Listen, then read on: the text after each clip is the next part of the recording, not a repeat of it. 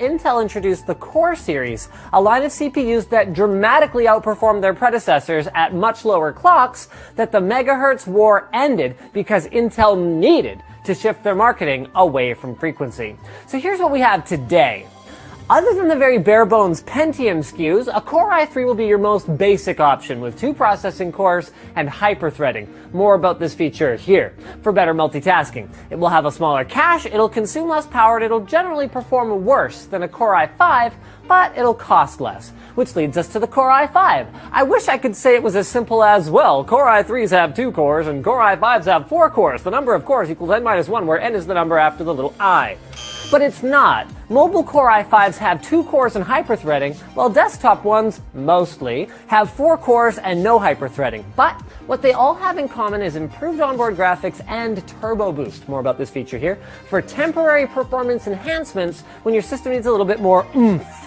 And with oomph in mind, Core i7s. Number 1, all Core i7s have hyperthreading for heavy workloads, and number 2, that's the noise your brain is going to make as I finish my explanation here. A Core i7 can have anywhere from 2 processing cores in an Ultrabook all the way up to 8 in a workstation. It might support anywhere from 2 sticks of memory all the way to 8, and it can have a TDP anywhere from around 10 watts all the way to 130 watts. So there is a ton of variety here, and that's for a reason. Core i7s tend to have more cache, faster turbo boost, and better onboard graphics than the lower tier processors.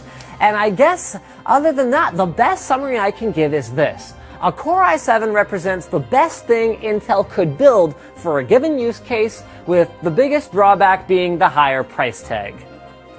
So when you boil it down, that's all the whatever numbers represent. Good, better, best within a given segment. Beyond that on their own, they're pretty much meaningless. The numbers and letters afterwards sort of mean something if you use the guide from before, but the safest way to shop is to dig around in ARC and look at the features, core counts, and clock speeds of the CPUs you're comparing to figure out how they stack up. With the good news being that as long as you compare within one brand and within the same product generation, those metrics will actually mean something.